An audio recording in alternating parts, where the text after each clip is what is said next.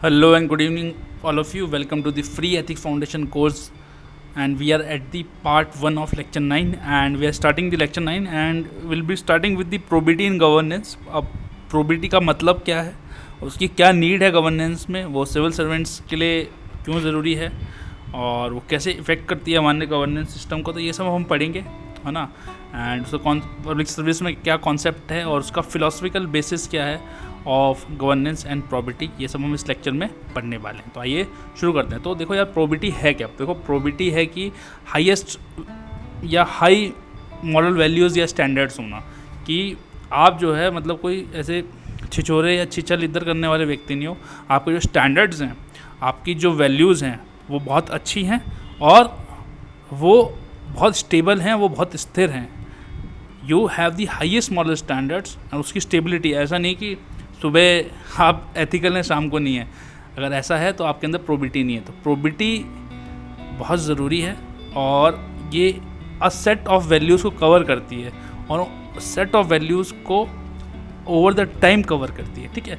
दस it is an consider as an act of vigilance, public scrutiny in public office, ठीक है। It is uprightedness, about uprightedness, upright रहना, सही रहना, चाहे कोई भी सिचुएशन हो। इंटीग्रिटी, किसी भी सिचुएशन में आपकी वैल्यूज़ कंप्रोमाइज़ नहीं होनी चाहिए। अनकरप्टिवनेस, आप करप्ट नहीं है। And rectitude, that is straight forwardness, आप जो है सीधी बात सीधी तरीके से करते हैं, घुमा फिरा के नहीं करते हैं। तो ये तो है मतलब लेमन टर्म्स में प्रॉपर्टी, और ये उसकी डेफिनेशन है। इनफैक्ट ये माना जाता है कि सिविल सर्वेंट्स जिनमें प्रॉपर्टी है will never compromise with the civil services values and their own values and ensure that there is a work culture for the same values. अब इम्पोर्टेंस क्या है प्रॉपर्टी की गवर्नेंस में? क्योंकि आपके अंदर प्रॉपर्टी है, ठीक है, क्योंकि आपके अंदर प्रॉपर्टी है, ठीक है, तो ऐसा माना जाएगा कि आपकी जो वैल्यूज़ हैं वो स्थिर हैं। वो जो आप वैल्यूज़ आपके अंदर हैं या जो भी आप से एक्सपेक्ट की जाती हैं वो आपके अंदर हैं और आप उसको जो है उसका पालन करेंगे। तो उससे क्या होगा? ट्रस्ट बिल्डिंग होगी। और हमने आपको बताया था कि ट्रस्ट बिल्डिंग कितनी ज़रूरी है, किसके लिए? गवर्नेंस के लिए, ठीक है। ठीक है बॉस, तो ट्रस्ट जब बन जाएगा तो भैया देखो, गवर्नेंस के लिए मैंने आपको बताते चले आ रहे हैं कि गवर्नेंस के लिए आपको जो है ट्रस्ट बनाना बहुत ज़रूरी है। अगर जब तक आप ट्रस्ट स्टैब्लिश नहीं करेंगे अपने आमजनों के साथ, अपनी जनता के साथ, तब तक आपकी गवर्नेंस जो है अच्छी नहीं हो पाएगी, चाहे आप जितनी मर्जी कोशिश कर लें। वो आप, और जब आप ट्रस्ट बना लेंगे तो आपकी लेजिटिमेट हो जाएंगे आप। What this probity do is that it's build up the legitimacy of the system, that is the state. It builds trust in the institutions of the state and a belief that the actions of the state will be for the welfare of the beneficiaries. It provides for the objective and independent view of the fairness of the process, है ना। ये सब trust building में आ जाएगा। Also वो check करेगा abuse and misuse of powers by various organs of the government, क्योंकि आप सही हैं और आपकी वैल्यू सही है, तो ये सब काम आपका हो जाएगा। इनफैक्ट एक महबूब उल हक इकनॉमिस्ट हैं, उन्होंने ये कहा कि जो साउथ एशिया में जो करप्शन है, it's is greater cause of worry, because वो कैसे किस नेचर का है, वो एक्सप्लॉयटेटिव है और वो गरीब लोगों की तरफ डायरेक्टेड है। अमीर से कोई नहीं पैसा मांगता, बट जो गरीब लोग हैं, पुअर लोग हैं, आप पेंशन लेने गए, आप एक व्यक्ति आपने पेंशन लेने गए, आपका एरिया 10,000 रुपये का था, पता लग रहा है उसमें तो उसने 2,000 रुपये ले लिए, ठीक है। तो it is directed towards poor citizens and which makes it a very worrisome problem. In fact, according to the National Commission to Review the Working of the Constitution, 2002 में एक रिपोर्ट उन्होंने निकाली, है ना, उन प्रोबिटी इन गवर्नेंस, और उन्होंने ये बात कही कि probity in governance is an essential requirement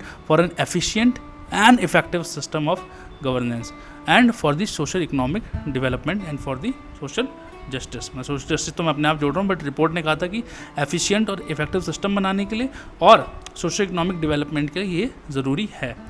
principles क्या क्या हैं प्रोबिटी के? पहला है सेल्फलेसनेस, कि भैया आपको जो आपके अपने इंटरेस्ट हैं उसको सब्साइड करना है, पब्लिक इंटरेस्ट को प्राइम रखना है, ठीक है। और आपको वो कैसे होगा, आपको you have to manage the conflict of interest, है ना, you have to keep the public interest को आपको प्राइम रखना है। देन इंटीग्रिटी, आपको जो है वैल्यूज़ चाहे कुछ भी हो जाए, आपको अपनी वैल्यूज़ पे रहना है।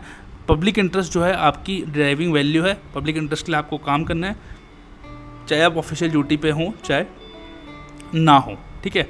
देन जब आप कोई भी डिसीजन लेंगे तो वो ऑब्जेक्टिव होना चाहिए, that means that it should be based on merit and facts. Accountability होनी चाहिए, ट्रांसपेरेंसी होनी चाहिए, ओपननेस होनी चाहिए। ये सब मैं आपको समझाते हुए आ रहा हूँ, देखो यार ये सब चीज़ें मैंने आपको समझा दी, अकाउंटेबिलिटी क्या होता है, ठीक है, कि public officers are answerable for their decision. Transparency क्या हुआ कि जो प्रोसेस हो रहा है वो लोगों को पता रहे, ठीक है। ऑनेस्टी होनी चाहिए सिस्टम में, कॉन्फिडेंशियलिटी होनी चाहिए, है ना, ऑनेस्टी होनी चाहिए। आप एज अ पब्लिक सर्वेंट आपके अंदर, या पब्लिक सर्विसेज की वैल्यू भी है ऑनेस्टी, ठीक है। एंड कॉन्फिडेंशियलिटी होती है, क्योंकि आपको, और उसमें भी आपको बैलेंस क्या करना है, you have to balance between transparency and confidentiality, ठीक है। ट्रांसपेरेंट रहना है, लेकिन ऐसा ना हो कि ऐसी कोई आप बात लीक कर दें जो लार्जर पब्लिक इंटरेस्ट को हार्म कर दे। अब हर चीज़ भी पब्लिक डोमेन में नहीं हो सकती है ना, कुछ सीक्रेट्स होते हैं, वो सीक्रेट ही रहने चाहिए, ठीक है। Then administrative justice administrative justice क्या है, it is founded on confidentiality plus transparency. तो कॉन्फिडेंशियलिटी प्लस ट्रांसपेरेंसी को जब आप बैलेंस कर लेंगे तो एडमिनिस्ट्रेटिव जस्टिस माना जाएगा। जैसे फ्लड अफेक्टेड एरिया में आपके पास आपको बोला गया कि यार आपको एसेंशियल सामान जो है बांटना है, तो आपने एक डिसीजन लिया कि एसेंशियल सामान उनको पहले दिया जाए जिनके घरों में बच्चे और वृद्ध व्यक्ति हैं। लेकिन आपको इस डिसीजन को कॉन्फिडेंशियल रखना है। अगर ये बात लीक होगी तो मारा मारी बच जाएगी, लेकिन एक बार जब सामान बढ़ जाएगा उसके बाद आप लोगों को बता सकते हैं कि इस चीज़ पे या इस बेसिस पे डिसीजन लेना गया था। तो आप ट्रांसपेरेंट भी बन गए और आपने कॉन्फिडेंशियलिटी भी मेंटेन रखी, तो ऐसा माना जाएगा कि you have done administrative justice. Then आपके अंदर लीडरशिप क्वालिटी तो होनी ही चाहिए। That means holders of public office should promote and support this principle by leadership and example. These were the principles of probity. Then probity in governance can be promoted by two ways, दो ways से कर सकते हो, external और internal या external, ठीक है। यानी इंटरनल क्या होगी, इंटरनल अभी कंसाइंस होगी, आपकी अपनी वैल्यूज़ होगी, आपने क्या सीखा, आपकी सोशलाइजेशन कैसी हुई, आप किस चीज़ में मानते हैं किस चीज़ में नहीं मानते। और एक्सटर्नल क्या होगा, एक्सटर्नल जो सबको चाहिए, लॉज रूल्स रेगुलेशंस, है ना, public service concept, work culture, code of conduct, code of ethics, citizen charter, right to information, social audit, biometric system, ये किस में आगे, एक्सटर्नल चेक्स में आगे। और इंटरनल चेक्स है आपकी कॉन्साइंस, ठीक है। तो इन सबको दोनों को मिलके जब प्रोबिटी पे लगाओगे तो प्रोबिटी इंप्रूव हो जाएगी। Then measures required for ensuring probity in governance, ठीक है। तो NCRWC जो national commission to review for the working of constitution ने कहा कि an important requisite for ensuring probity in governance is absence of corruption. Corruption की कमी होनी चाहिए। और मैम देखो मेरा तो ये मानना है कि अगर आपके अंदर प्रोबिटी होगी ना तो ये तो करप्शन तो खुद ही चले जाएगा। And there should be an effective and fair implementation of laws, ठीक है। जो लॉज जैसे जो भी एंटी करप्शन लॉज है, ठीक है, उसको जैसे करप्शन एक्ट है उसको जो है प्रॉपरली, बिनामी ट्रांजैक्शन एक्ट है वो जो है प्रॉपरली इंप्लीमेंट होनी चाहिए, हम आगे पढ़ेंगे, ठीक है। फिर सेकंड ARC की 4th रिपोर्ट में जो थी एथिक्स इन गवर्नेंस, उसने भी कहा कि corruption is the nexus between there is a nexus between corruption and criminalization of politics and it should be eliminated. Then ARC ने क्लासीफाई कर दिया ऑफेंसेस को that needs to come under prevention of corruption act, है ना। उन्होंने कहा कि ये जैसे gross perversion of the constitution, आपने कॉन्स्टिट्यूशन वैल्यू को कोई या डेमोक्रेटिक वैल्यू को आपने जो है हार्म पहुंचाया, तो ये भी जो है प्रिवेंशन ऑफ करप्शन एक्ट में आ जानी चाहिए, है ना। देन आपने किसी डेमोक्रेटिक इंस्टीट्यूशंस के को गलत या उसके प्रति गलत किया, है ना, तो वो भी जो है या उसकी बात को आपने, जैसे आपको इलेक्शन कमीशन, आप DM है, ठीक है, आपको इलेक्शन कमीशन ने एक ऑर्डर दिया कि भैया इस व्यक्ति को जो है ट्रांसफ़र करके दूसरे डिस्ट्रिक्ट में भेजो, आपने नहीं किया, तो आपने क्या किया, you have done a wilful violation of a democratic institution. This this kinds of acts should also be converted और should also be covered under the prevention of corruption act, ठीक है। 10 क्योंकि आप वो तो ऑफिस लेते हो and there should not be abuse of authority by unduly favoring or harming someone, there should not be obstruction of justice and there should not be squandering of public money। ऐसा नहीं है कि public money, जिस चीज़ के लिए जो पैसा दिया गया है वो चीज़ होनी चाहिए। ऐसा नहीं कि आपने उसे घर की वो बनाया आपको अस्पताल देने के लिए और उससे आपने घर बना लिया। ऐसा ये अफसर हैं, कुछ ही IAS अभी कुछ हाल ही में पकड़े गए हैं।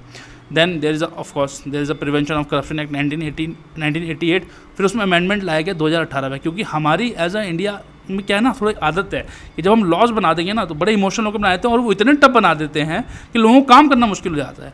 तो प्रिवेंशन ऑफ करप्शन एक्ट 1988 में तो बना दिया, उसके बाद देखा गया कि यार लोग काम ही नहीं कर पा रहे हैं, ऑनेस्ट ब्यूरोक्रेट्स हैं, उनको ज़बरदस्ती की पनिशमेंट मिल रही है, क्योंकि यार देखो स्कोप ऑफ मिस्टेक तो होना ही चाहिए। आप कोई AI या मशीन लर्निंग से आप रोबोट तो हो नहीं, ह्यूमन मिस्टेक्स का जो स्पेस है वो हमेशा रहना चाहिए। तो वो सेक्शन 8 को अमेंड किया गया, ठीक है, और उन्होंने ज़्यादा कैटेगोरिकली या एक्सप्लिसिटली एक्सप्लेन किया कि गिविंग अ ब्राइब क्या है, ठीक है, and it give a protection to honest bureaucrats. And in fact जो 2018 की अमेंडमेंट थी उसने थोड़ा सा स्पेस दिया बोनाफाइड मिस्टेक्स के लिए, ठीक है, not for the mala fide mistakes, ठीक है। ऐसे ही according to N Vittal, formal chief vigilance commissioner थे वो, the first stage in the dynamics of rule of law is the framing of effective rules of law. तो पहले आप रूल्स एंड लॉज बनाएं और वो रूल्स एंड लॉज ऐसे होने चाहिए, they should be equipped to hinder the ever rising escalation of corruption graft, कि वो करप्शन को एड्रेस कर सके, उसकी जो समस्या है उसकी जड़ तक जाके उसको जड़ से निकाल सके। And in this context the prevention of corruption act is significant. फिर RTI एक्ट आया 2015 में, उसने क्या किया, ट्रांसपेरेंसी बढ़ाई, अकाउंटेबिलिटी बढ़ाई गवर्नेंस में, मिनिमाइज़ किया करप्शन को, इनएफिशिएंसी इन पब्लिक ऑफिसर्स थी उसको भी दिखाया कि भैया देखो लोग काम ही नहीं कर रहे हैं, पीपल पार्टिसिपेशन को बढ़ाया डिसीजन मेकिंग में, है ना। In fact the second ARC states that the RTI is the master key to the probity of governance, है ना। ये हम नहीं कह रहे हैं, सेकंड ARC कह रही है कि जो RTI है वो एक मास्टर की बन चुकी है प्रोबिटी इन गवर्नेंस के। अगर RTI ना आता तो पता नहीं क्या कर दिया होता हमारे पब्लिक सर्वेंट्स ने, कुछ नहीं किया होता, देश चल रहा होता। लेकिन ठीक है, आपको अपने सिस्टम इन प्लेस रखने चाहिए to give a more beautiful governance, ठीक है। फिर विसल ब्लोअर प्रोटेक्शन एक्ट आ गया, ठीक है, जो कि आप बताओ यार हमें अगर कुछ गलत हो रहा है सरकारी उसमें तो आप बताओ, हम आपकी आइडेंटिटी सीक्रेट रखेंगे, ऐसी कोई दिक्कत वाली बात नहीं है। आपको सिक्योरिटी चाहिए होगी तो हम सिक्योरिटी भी देंगे, लेकिन आप जो है विसल ब्लो करो, ठीक है।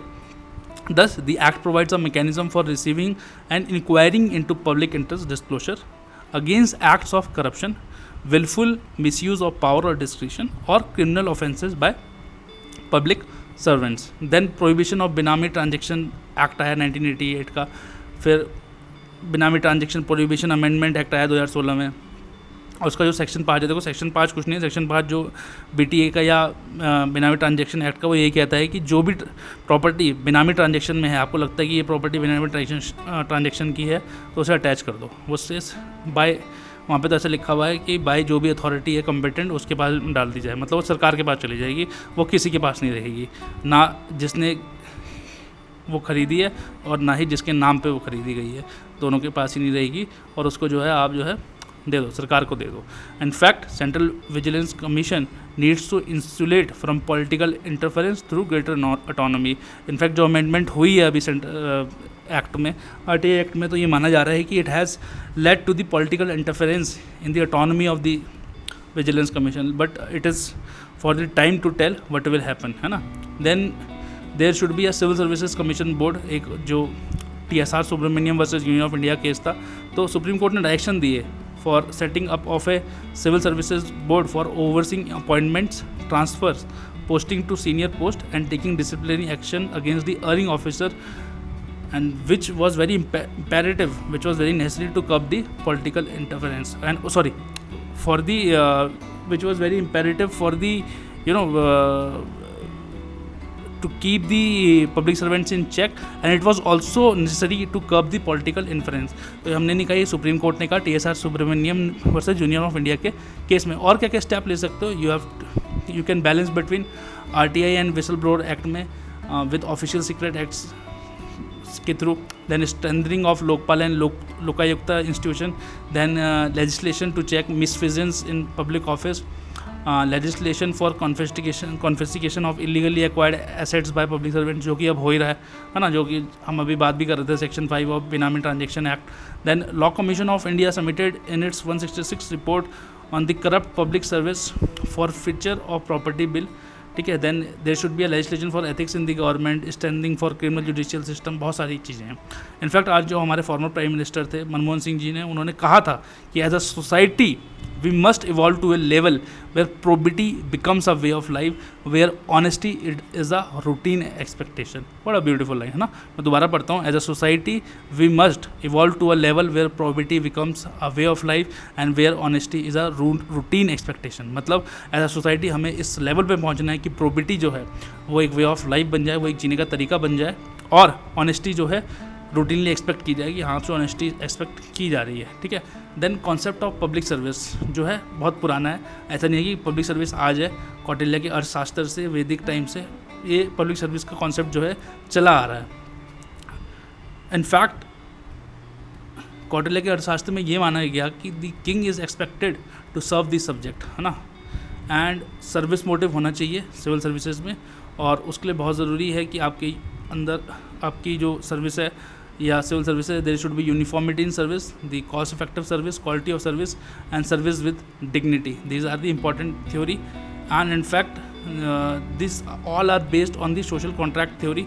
हमने आपको बताया था कि सोशल कॉन्ट्रैक्ट थ्योरी क्या है कि लोग आपस में आके बोला कि चलो ठीक है यार, स्टेट जो है लोगों से है, लोग स्टेट से नहीं है। हमने कहा स्टेट बनाया हमारे बेहतर के लिए वो काम करेगा, क्योंकि हम आपस में ज़्यादा हमारे पास टाइम नहीं है, तो हम जो है आपस में आ जाते हैं कि चीज़ बना देते हैं, कि इंस्टीट्यूशन बना देते हैं जिसे हम स्टेट कहेंगे, और स्टेट जो है हमारे लिए वर्क करेगा, हमारे वेलफेयर के लिए वर्क करेगा। इसलिए जो स्टेट का काम है वो है पब्लिक वेलफेयर, पब्लिक ड्यूटी, वो उसकी पब्लिक ड्यूटी है। पब्लिक वेलफेयर स्टेट की पब्लिक ड्यूटी है, ठीक है।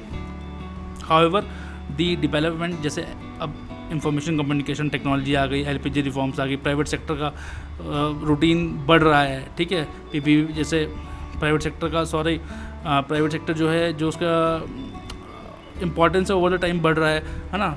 जो minimum maximum governance and minimum government का जो कॉन्सेप्ट है, वो सरकार की फिलॉसफी वो है, ठीक है। एंड वो प्राइवेट सेक्टर को प्रमोट कर रही है, क्योंकि सरकार समझती है कि यार अगर हमें रोज़गार देना है लोगों को, तो हमें प्राइवेट सेक्टर को जो है डेवलप करना ही पड़ेगा। और उसके साथ साथ देखो यार, चीज़ें चेंज होती हैं, क्योंकि जब प्राइवेट सेक्टर आता है तो प्राइवेट सेक्टर का मोटिव थोड़ा सा प्रॉफिट मोटिव होता है, तो चीज़ें जो है चेंज हो जाती हैं, ठीक है।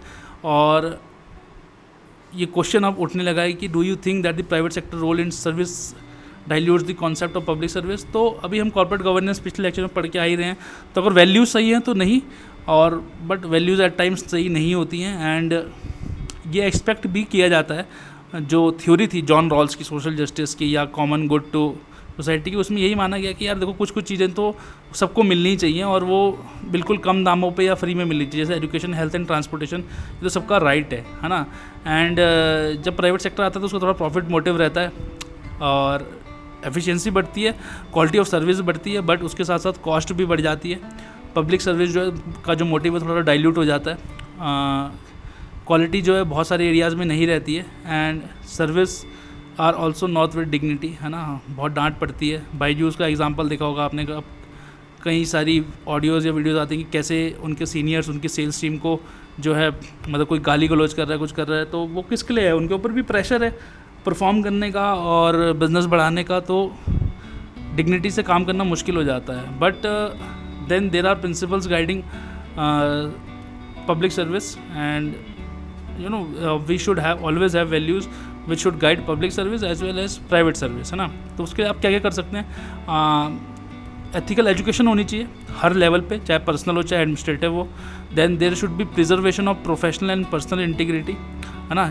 वो कैसे करेंगे कि आपने प्राइवेट इंटरेस्ट को पब्लिक इंटरेस्ट के नीचे रखें और पब्लिक ट्रस्ट बनाएं। देन प्रूडेंस होनी चाहिए, है ना, प्रूडेंट होने चाहिए, जो भी आपका डिसीजन होने चाहिए वो बड़े प्रूडेंट होने चाहिए, बड़े एथिकल होने चाहिए, उसमें आपकी नॉलेज एक्सपर्टीज़ झलकनी चाहिए, आपका जो भी डिसीजन है वो पब्लिक स्पिरिट से गाइड होना चाहिए, है ना। इवन अगर प्राइवेट सेक्टर में भी अगर आप काम कर रहे हैं तो भी वो पब्लिक स्पिरिट उसमें दिखनी चाहिए थोड़ी बहुत, जैसे CSR के थ्रू।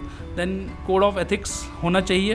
वैसे तो बहुत सारी जगह अनरिटन लॉज रूल्स है, बट अगर एक कोडिफाइड कोड ऑफ एथिक्स आ जाएगा, जिसकी बात चल रही है ना, कोड ऑफ कंडक्ट तो है लेकिन कोड ऑफ एथिक्स नहीं है, एक कोडिफाइड कोड ऑफ एथिक्स आ जाएगा तो वो ऐड करेगा ऑब्जेक्टिविटी को, ठीक है। Then internalisation of a sense of total quality management होना चाहिए। देखो ना कि भैया देखो हमें पूरी क्वालिटी मैनेज करनी है, और वो हमें इंटरनली आना चाहिए। देखो यार, एक्सटर्नली हम कितनी भी चीज़ें बना दें, जब तक अंदर से आपकी कोई चीज़ नहीं आएगी तो बहुत मुश्किल है कि आपके अंदर बदलाव आए, बहुत मुश्किल है कि आप किसी चीज़ को चेंज कर पाएँ।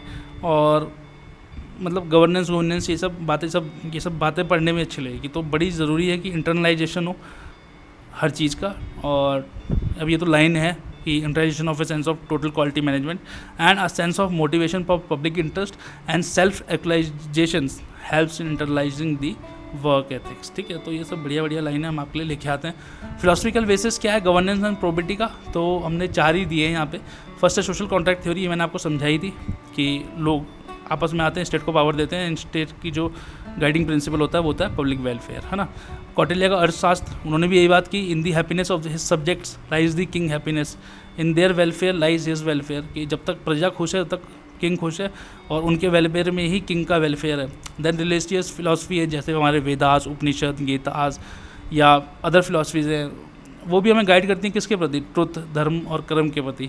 हमारी कॉन्स्टिट्यूशनल वैल्यूज़ हैं जो हमें लिबर्टी, इक्वालिटी, फ्रीडम, जस्टिस के बारे में सिखाती हैं, जो हमारे preamble, fundamental rights, fundamental duties, active principle of state policy में एम्बेडेड हैं। इनफैक्ट ये सब चीज़ें जो हैं फंडामेंटल्स ऑफ गवर्नेंस की तरह एक्ट करती हैं, और ये ब्रॉडेस्ट पेरिफेरी है, मतलब ये ब्रॉडेस्ट प्रिंसिपल है, इनके अंदर ही सब चीज़ घूम जाती है। ठीक है, और आज की जो गवर्नमेंट है, आप क्या काम कर रहे हैं, कैसे काम कर रहे हैं, वो मैंने आपको पहले ही बताया था कि वो आप कैसी सोशल कैपिटल जनरेट कर रहे हैं, कैसे आपके लोगों, आपकी जो जनता है या आपके जो सिटीजन्स हैं उनके आपस में कैसे रिश्ते हैं या कैसा रिलेशन है, वो आराम से रह रहे हैं, प्यार मोहब्बत से हारमोनी में रह रहे हैं या नहीं रह रहे हैं, ये डिफाइनिंग फैक्टर हो गया गवर्नेंस का आज के टाइम पे। ठीक है, और यही एक आपका जो मानक है या टेस्ट है वो भी सोशल कैपिटल ही है, कि अगर आपका सोशल कैपिटल ठीक है तो ये माना जाएगा कि ठीक है आपका जो गवर्नेंस स्ट्रक्चर है या गवर्नेंस पैटर्न है वो ठीक है। तो वो कब आएगा, जब आप सोसाइटी में ट्रस्ट बिल्ड करेंगे, सोसाइटी में आपस में भी और सोसाइटी का स्टेट से भी। ठीक है, this trust can not be build without the adherence to truth, तो उसके लिए आपको ट्रुथ लाना ही पड़ेगा। The government needs to follow the philosophy of satyagraha advocated by Mahatma Gandhi ji. ठीक है, तो गांधी, हम इसलिए वेरियस फिलोसफर्स को पढ़ते हैं कि वो हमें बताते हैं, क्योंकि उनकी एक समझ थी किसी चीज़ के प्रति, और वो समझ चाहते थे कि वो हमें समझाएं, और एट टाइम्स वो हमें हेल्प करती है बहुत सारी प्रॉब्लम्स को सॉल्व करने के लिए। तो इस लेक्चर में इतना ही। Thank you all for watching, please subscribe to this channel and take care, keep smiling and we shall see you soon, bye bye.